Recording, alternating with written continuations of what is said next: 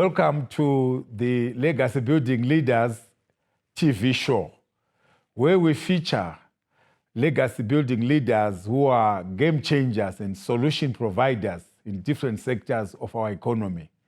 In today's show, we are joined by Dr. Musvo Mapfanyangira, who is an anesthetist and head of our department at Mugabe Hospital and Parirenyatwa Hospital.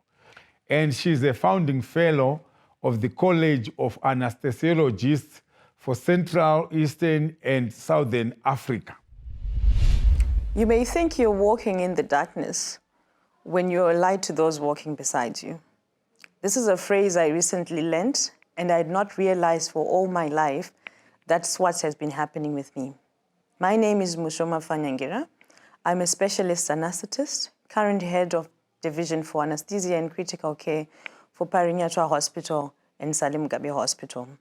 I was born and raised in Mukoba, a small neighborhood in Gweru, the city of progress. A quiet city with such solace, a place that I call home and where my heart is.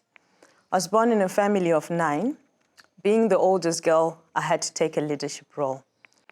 As I grew, I realized that I wanted to be a doctor. This I noted when I was 13 years of age. At first, I thought I wanted to be a teacher. My father and mother were both teachers, and they really influenced me in academics. But as I grew older, I realized I wanted to help people, I wanted to help heal people, and I made a decision to become a doctor. One of the things I learned when I went to university was that I was not always top of the class. In primary school, I was always in the top set. Being number 1 was something I knew. In secondary school, it was still the same. University changed that perspective. I learned one thing: you don't always have to be top of the class to do the best at what you do. Besides, all of the people who were there in medical school were in the top sets. And it also taught me not to be competitive in that manner, but to learn to do the best that you can do. So came the time when I became a doctor. As a junior doctor, I had to learn a lot of things. I had to learn to be a leader, even though I was a junior doctor in courts. I realized that I was a leader to those that were behind me. I was a leader to the juniors who were still studying medicine, and leadership does not come with a title. I then was nominated to become the head of anesthesia and critical care 3 years ago. For me, a lot of fear came on. I was afraid of criticism. I was afraid of taking the woes of the people upon me. I was not sure I was the one to become a leader. I thought, why don't I wait until I'm 40 and I become a leader? I had lots of things I wanted to achieve. But someone sat down with me, and to me, they were a leader. Someone would look at them and say, it's just a mere nurse who gives you an advice. She said to me, there's no great time to be a leader. If people see that there's potential in you, why don't you take it on? Why don't you learn from it? You can't come back 4 years from now and say, oh, now I want to be the head. So I took on the challenge. In actual fact, I just gave it a wink.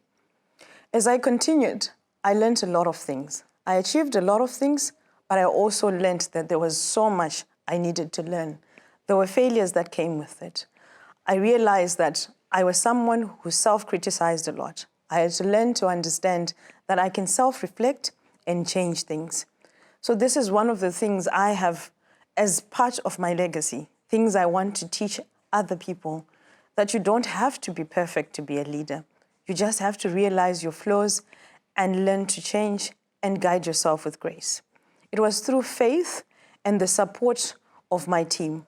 I also learned that leadership is not about one person. Leadership is about the team members that you have. I am who I am today as a leader because of my team members in the Division of Anesthesia and Critical Care.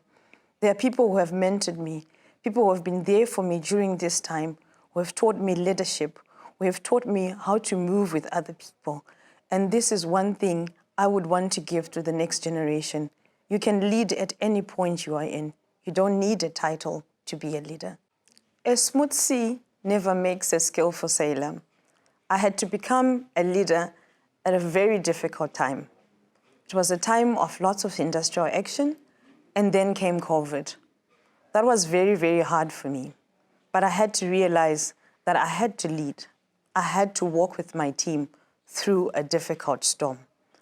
With the support of my team members, we managed to sit down and decide and say, we are anesthetists. We have a very intricate relationship with the patient. We work right near the airway, and the risk of getting COVID-19 was real to us. We were at the top of the list, and we still are at the top of the list of people of highest risk of getting COVID-19 in the workplace. But we decided I wasn't going to run away from medicine. I love medicine, so we had to find a solution. We sat down and we thought of solutions. And through these discussions, we mapped the blueprints of the Parirenyatwa red zone and set up the diagrams of what possible way we could do to save people in the red zone. We then set up a set of guidelines on the management of patients with COVID-19, and we cascaded a training that helped people manage patients with COVID-19 in terms of critical care and those patients with COVID-19 who needed surgery. These are some of the achievements my division and I managed to achieve during this period of COVID-19. Another achievement that we made was advocating for the refurbishing of the second theatre at Mugabe Hospital Maternity. This has highly helped a lot of patients who needed cesarean sections, and we did this in collaboration with Stanbic Bank. This has also taught me that leadership is in every area. There are people who are there who want to support us, who want to support the patient in general. Throughout this experience, I have learned that leadership is about serving. I've also learned that nothing is permanent in life. Through all the trials and tribulations, from childhood to the person that I am today, I've learned that you can make a change wherever you are. You can find a solution wherever you are. Nothing is too little. Anything you do has a ripple effect. Don't ask the question, am I of influence? Ask the question, what sort of influence am I? We've listened to the legacy building leadership story of Dr. Musvo Mapfanyangira, where she has narrated the footprints of a legacy building leadership story.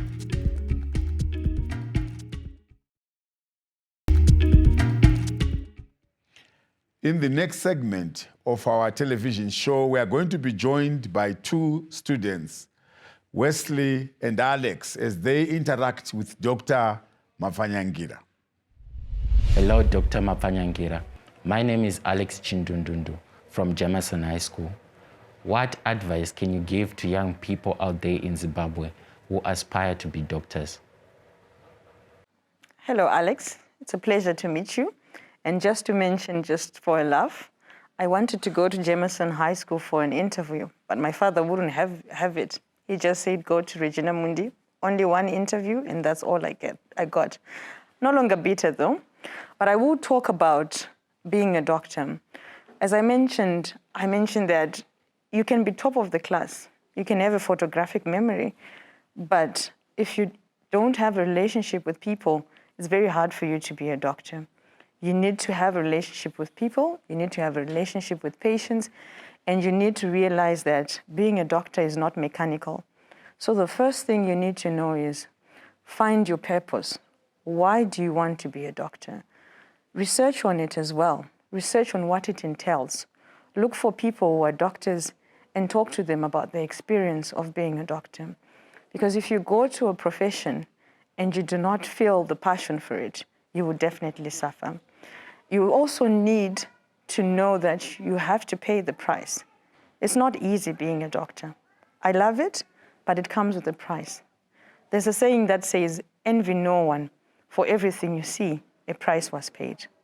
Are you willing to leave your bed, spend the whole night on the patient's bedside? Are you willing to listen to someone, even if you're tired? Are you willing to let go of people when you lose them? I think that's very important as a young person to look at before you pursue a career as a doctor. Hi, Dr. Mapfanyangira. I'm Wesley Lee Chiangwa. I'm by YSL. So my first question is, How can you explain to young people and children what COVID-19 is and the reason why they should take precautions so serious in the way they will understand? Thank you, Wesley. It's a pleasure to meet you. COVID-19 is a respiratory infection caused by a virus called coronavirus, medical term SARS-CoV-2 virus. It affects the respiratory system, and respiratory system, we're talking about the chest area, and also the throat area and the nose. It also affects other organs in your body, so it's not restricted to the chest. So some patients will present with diarrhea, headache, and sometimes even strokes. That's how we explain it in academic terms. But for young patients, the easy way to describe it, for them to understand what I've told my children, I have a 3-year-old and a 6-year-old. COVID-19 is like a flu. The only difference with this flu is that it has the potential to kill you. So that is why we take all of these precautions to make sure we reduce the transmission of COVID-19 from person to person. Why do we take these precautions? You may get COVID-19 and you may never even know it. But what may happen is you may give it to Alex. You may have no symptoms. Alex will have severe symptoms, and Alex may even die because he got COVID-19. Thank you so much, Doc. COVID-19 pandemic has brought many changes to our lifestyle for the past year. What are the common myths and misconceptions about COVID-19? One of the commonest myths that is there is that some people in our community believe that COVID-19 is not real. Some people just block out the fact that COVID-19 is real because it's quite fearful to think about it. It's quite fearful to think about what it does. I'll tell you my experience. Last year, February 2020, just before my father died, I started thinking about COVID-19. I was so afraid. Fear gripped me so much, I became paralyzed. I'm a doctor, and I thought, how am I going to work? Maybe I should leave medicine and go and sell chicken somewhere. But I couldn't because I love medicine. And for some period, I told myself that it's not real. I told myself that it was a disease of the West. But later, I had to come out of that shell and understand that COVID-19 is indeed real. And by the time we got to March, it had come to Africa. It had come to Zimbabwe. And I experienced it firsthand. And I saw patients with COVID-19. And I saw patients die because of COVID-19. Another misconception is that COVID-19 will not infect some people. Some people believe it's a disease for the elderly. Some people believe it's a disease for the affluent. But the truth of the matter is anyone can get COVID. Anyone from a child, a youth, and adults and elderly patients. Considering a frontline worker, and you yourself, you're a parent, and you've seen kids, parents, and even grandmas dying, how do you maintain your well-being and your emotion? In our culture, we don't talk about mental health a lot. I'm sure you've seen that. But this is a very, very important topic, a topic that I also had to learn to talk about. Being a doctor, we see lots of things. Before COVID, there are lots of mental issues that we have to deal with because we still see death, we still see pain, and we still have to deal with all this. But with the advent of COVID, things actually got worse.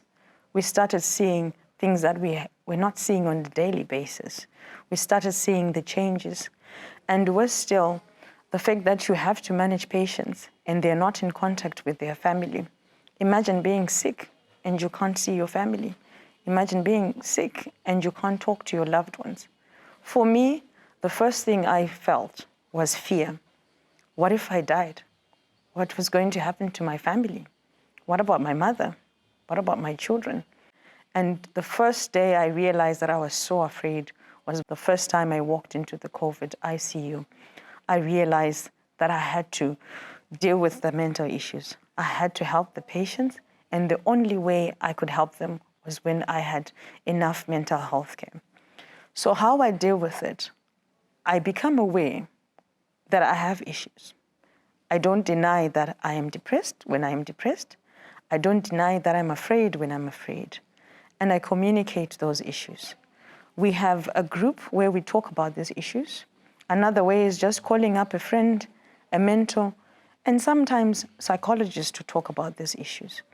And I've also learned that when I'm burnt out, I take time off.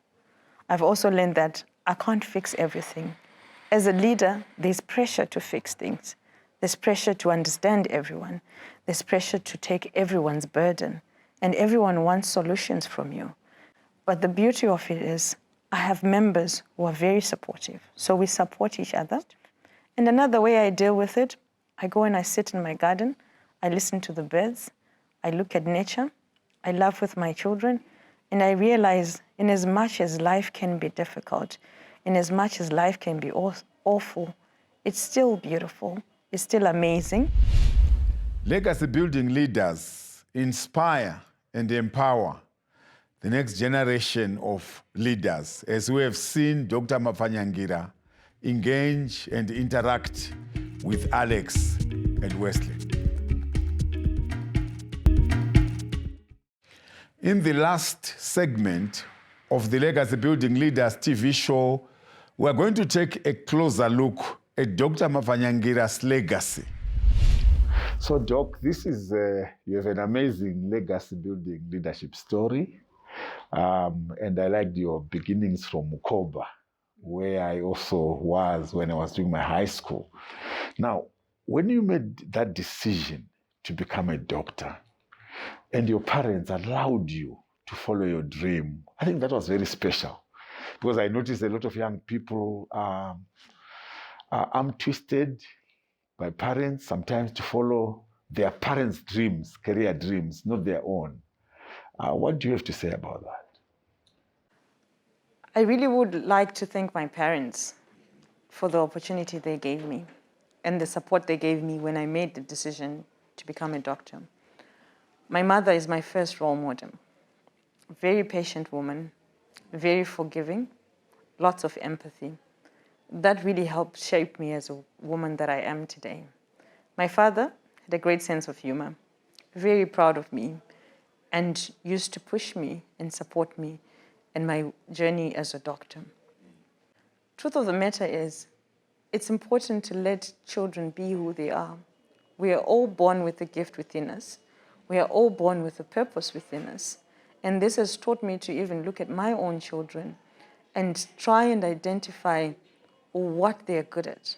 What's important is to say, what is it that my child is inclined to? What is their purpose? Not your purpose. What is your child's purpose? Support that purpose, because our purpose in this life is to help each other. If you push someone where they're not meant to be, they're not going to fulfill their goal.